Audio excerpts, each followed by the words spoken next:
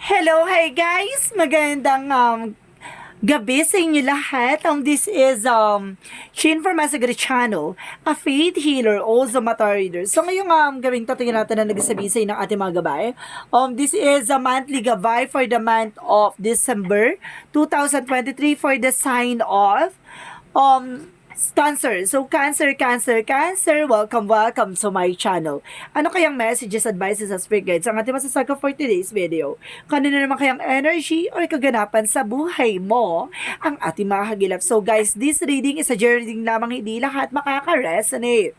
Kunin lamang po ang makaka-relate sa inyo and comment down below kung kaninong energy ang ating nasagap. And of course, maraming salamat sa mga walang sawang pag-support sa aking channel. Lalong-lalo na hindi nag-skip ng ads na may pagpalain kayo ng Diyos at may kapal. Siksik-liglig na goma po ang biyayang manambalik sa inyo. So guys, kumapit ka na dahil ito na mensahe sa'yo ng ating mga gabay. Angel Spirit Messages given information for the sign of Cancer. So, Cancer, give me an information. There's an Ace of Wands. So, there's a new beginning coming in for you, no? May bagong simula daw dito and there's a mental clarity. And of course, sinasabi dito, there's a star card, there's a wishes coming true. May mga bagay na may isa sa katuparan na and there's a hope, no? May pag-asa na, no? Na makakapagsimula ka ng panibago. And of course, there's a miracle and healing. So, ibig sabihin dito, maaaring gumaling ka sa anumang uri ng karamdaman mo. And of course, there's a Seven of Wands. There's a being protected. You are being supported by angels, no? And of course, sinasabi dito by the Six of Swords, there's a transition. At makakaalis ka na sa sitwasyon. And of course, there's a Page of Swords and get more information, no? And being analyzations, no? Kung kailangan na marunong ka mag-analyze or mag-visualize na isang bagay, huwag ka muna magtitake ng action na hindi mo alam kung wala ka nakakasigurado, diba? Parang chismis yan, diba? Fake news. Char. So, let's see what is additional messages. And of course, there's a Knight of Cups. There's an offer. No, itong offer na raw na to na magdadala sa iyo ng panibago eksena. And because there is a Three of Swords, no, maraming naiinggit behind your back. There's a heartbroken. No, kumbaga magsisimula ka ng panibago eksena dito na kumbaga na pinagdaanan mo, no, na nasaktan ka, nabigo, diba? So, ibig sabihin makaka-recover ka na from them. And of course, there's a Two of Swords. There's a decision, no? May mga bagay na nahihirapan kang magdesisyon. Pero as soon as possible, kailangan mo na magdesisyon dito, no? And of course, there's a Seven of Wands for the Ten of Swords. There's a freedom, no? May kalayaan ka na dito, no? Makakalaya ka na sa toxicity and you are being protected, no? Let's see what is the Six of Swords. There's a Seven of Swords. Transitions, and of course, kailangan mo ng baguhin, kailangan mo ng makalis sa sitwasyon dahil maraming sinungaling, maraming manloloko, maraming mga users. Ganon. So, let's see what is a Page of Swords. There's a Page of Cups. So, listen to your intuitions and listen to your gut feelings. Na makikinig ka lagi sa iyong vibrations. And, of course, kumbaga sa kabanin dibdib mo, kapag alam mo kinabahan ka, there's something wrong. No? Na, diba? There's a Knight of Cups. There's a the Fool card. So, there's a Leap of Faith. No, itong offer na to is a Leap of Faith na magtiwala ka na there's a God's will, no? And of course, sinasabi dito, kumbaga, there's a new beginning coming in for you. So, let's see what is the Ace of Wands and the Three of Swords. Because there's a Page of Wands, there's a good news. May mga magandang balita na makukuha ka dito at may mga information kang matututunan. No, na magdadala sa inyo ng new beginning. Katulad niyan, 'di ba? May mga bagay na of course 'di ba, may mga chismis or something marami na iinggit behind your back, 'di ba? Kumbaga pinipilit ka nilang masira pero suddenly sila yung nasisira, no? Let's see what is the Star card and of course the Two of Swords. What is the Star card and the Two of Swords? And of course, guys, there's a Strength card. So, there's a confidence and being brave. No? Kailangan maging matapang ka lalo na sa mga decision mo. Diba? Kumbaga, humingiling ka sa mga tala na ay ilagay ka on the right path. So, let's see what is the Seven of Wands and the Ten of Swords. And of course, there's Ten of Cups. There's a happiness. So, magkakaroon ka ng kaligayahan daw dito, no? So, ibig sabihin, kalayaan, makambaga kalayaan sa mga bagay-bagay. So, this is the moment na, di ba, you are being protected by happiness. Di ba, deserve mo, di ba, deserve mo na magkaroon ng kalayaan sa mga betrayal, disappointment, di ba, rejections or something. Because there's a magician. So, ibig sabihin dito, kailangan mo na makali sa situations, no? Ng mga taong sinungaling, no? And of course, the magician for manifestations. And the ace of sword. No? Some of you, ginagamitan ka ng black magic involved or ginagayong maka, no? Para, di ba, linlangin or guluhin yung isipan mo. So, let's see what is kaya some of you, lutang ha, pag nakakaramdam ka ng lutang, na there's something wrong, no? Let's see what is the page of sword and of course, the page of cups. And of course, there's the Sun card. There's a pure positivity na makinig ka sa intuition mo na malalaman mo, no, bakit nangyayari sa iyo to, no? Let's see what is the Page of Cups, the Knight of Cups and the Full card. So there's a Knight of Pentacles. So there's security about sa finances. So leap of faith, magtiwala ka na itong offer na to ibibigay sa iyo about sa finances na magtutuloy-tuloy na about sa pagkakaperahan mo, no?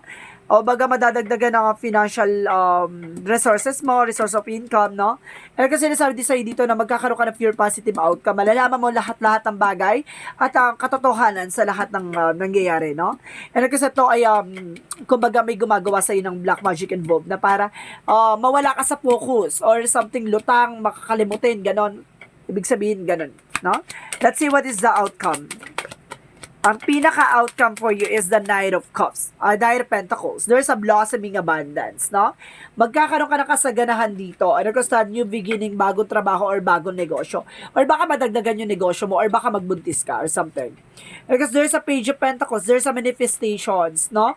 Kumbaga pinangarap mo lang na magkaroon ng panibagong branches of your business. So, baka magdagdagan na nga yung branches of business mo, no? Or baka madagdagan yung business mo. Ganon. So, let's see what is the Romance Angels. Let's see what is the Romance Angels. And soulmate. So, there's a soulmate connections, no? And yes, this is your soulmate, no? Maaring tama yung asawa mo or yung jowa mo, yung soulmate mo. So, let's see what is the Love Oracle card.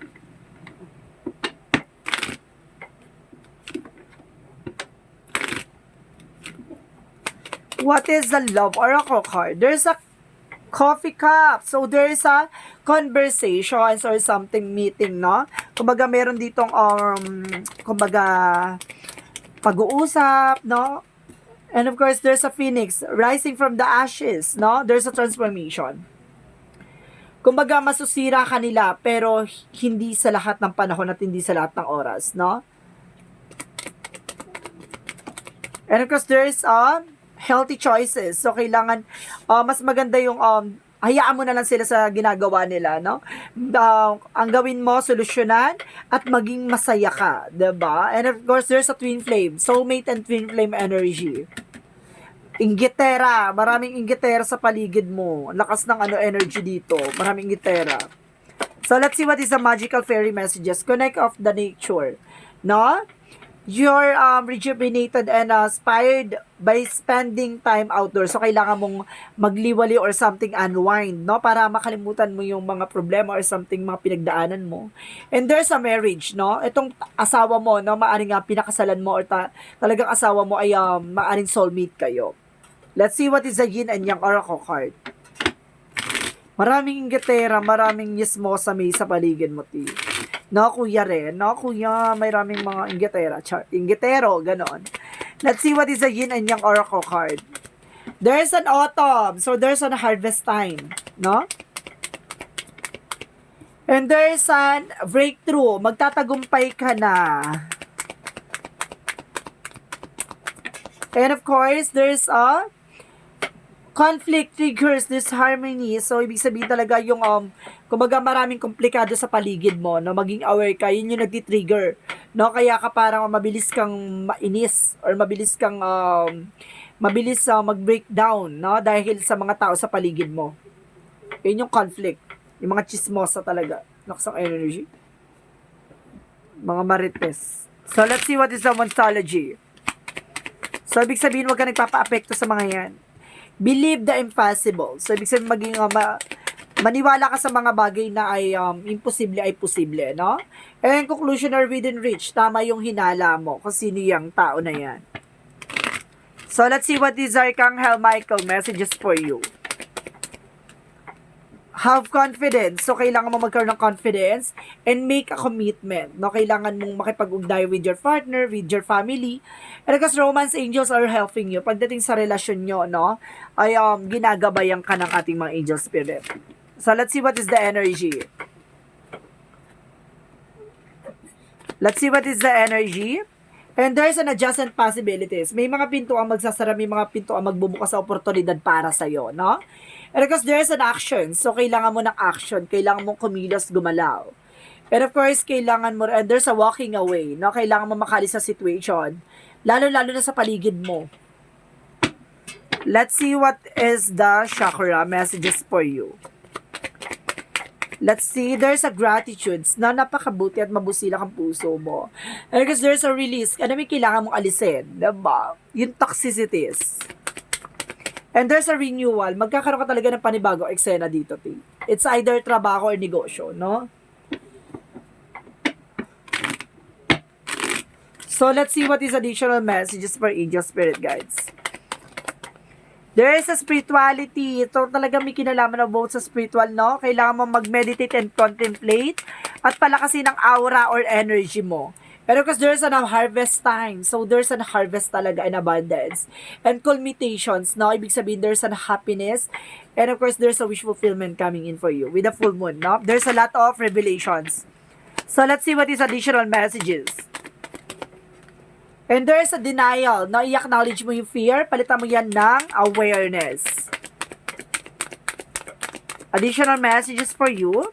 And a self-esteem, ito yung kailangan mo i-boost, no? Yung self-esteem mo. Nasa ganun na yan, hindi ka naapektuhan ng mga tao sa paligid mo. Let's see what is additional messages. And there's a freedom. I told you so, diba? There's a freedom. May kalayaan ka. At makakalaya ka na. And there's a speaker. O see, there's an oration. No? Dinadasalan ka nito. Yung sinasabi ko kanina parang ginagawa mo or parang lutang or something. Merong nagpapalipad hangin sa'yo. No, there's a palipad hangin. Additional messages. And of course, sinasabi, surrender to the sweetness. No? And there's a pleasures. No? Joy and make to love life. No? Pagdating sa love life mo talagang i-surrender mo kay God yan. So, let's see what is the Jesus loving quotes. All things whatsoever you shall ask in the prayer, believing you shall receive them. Ibig sabihin nito, lahat daw ng mga bagay na pinagdadasal mo ay dapat talaga pinagdadasal mo, ay maniwala ka lang daw ay makukuha mo, kung karapat dapat na makuha mo, no? Ayon sa kalooban ng Diyos, kapag yung mga bagay na pinagdasal mo ay talagang ipagkakaloob niya sa'yo kung talagang ikabubuti mo, no?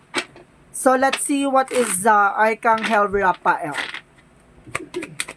What is Archangel Raphael? Messages for you. And kasi sa dito, there's a use your natural healing abilities. Or some of you meron kang kakayanan din, no? There's an healing abilities, no? Kayang mong, kumbaga mag-massage or something tawas or healing phrases or something, tarot reader, ganon. There's a healing energy din daw, no? So, let's see what is additional messages for angels number. Let's see what is the angels number. And of course, sinasabi dito, there's 3. I am charismatic. Expressions comes naturally to you. You are very skilled at communicating your thoughts through conversation and creative pursuits. You are able to get others on board with your ideas. So, malakas ang charisma mo, malakas ang atake mo dito, kaya mo mauto sila or something, kaya mo mahatak sila sa mga ideas or information na binibigay mo, no? Kumbaga, malakas ang, ang charms mo, gano'n, may charms kang gano'n siya. So, this is the angel's answer, guys. May question ka dito regarding sa kung ano mag gusto mong itanong. So, ibig sabihin din, nandito yung kasagutan. Bibilang ako ng 3, kailangan nakapag-isip ka na ng questions. Okay?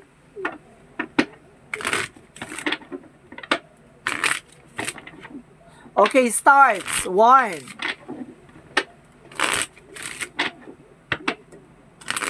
2.